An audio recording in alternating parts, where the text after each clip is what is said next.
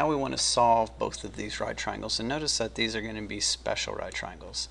Recall that to solve a right triangle means to find all three of its sides and all three of its angles. Angles part should be pretty easy. If this is 30, then the other angle up here, the other acute angle, has to be 60. 30, 60, 90 right triangle. Where this side's x, hypotenuse is 2x, then the base down here is x square root 3. If the hypotenuse is 1, then the short leg has to be 1/2 or 0.5. And the base down here has to be 1/2 times the square root of 3. Usually though we write this as square root of 3 over 2. It just looks like one complete fraction. Okay, so now the triangle on the right.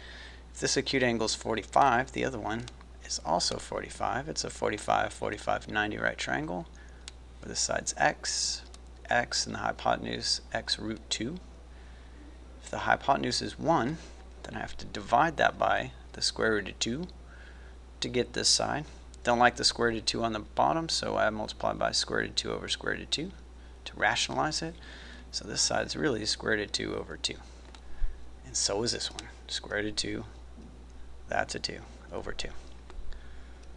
Okay, we did this because we're going to use these numbers just a little bit on what is called the unit circle.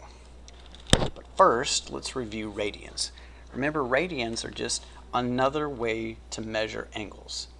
Instead of degrees, we use radians. Where a radian comes from is you take the length of the radius, this whole thing, and you wrap it around the outside of the circle. If you connect that to the center of the circle, it creates an angle, this angle right there. The measure of that angle is called 1 radian.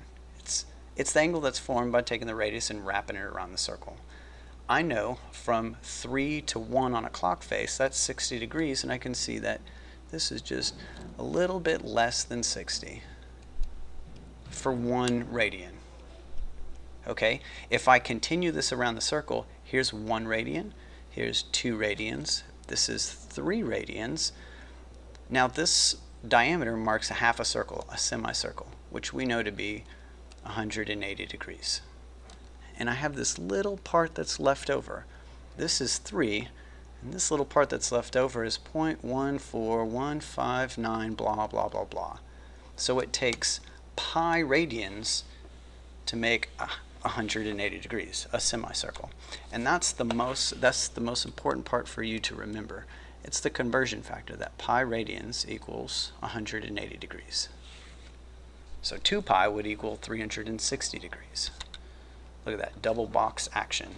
So let's do some conversions here. So 30 degrees, we want to turn it into radians. Easiest way to do this is with the train track method. Open up our train tracks. We want the degrees to disappear, so I want 180 degrees on the bottom, which leaves the pi up top.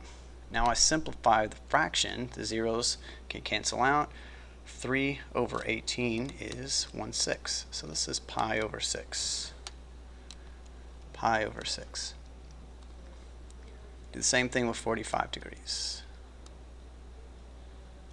Pi over 180. I want the 180 on bottom again because I want the degrees to cancel. When I simplify this fraction, I get pi over 4. 45 degrees is pi over 4. 60 degrees, 180 on the bottom, so the degrees cancel, pi up top. Simplify this fraction, 6 over 18 is pi over 3. Pi over 3. Now we don't really have to do the train tracks on 90 because if 180 is pi, 90 degrees must be half of that.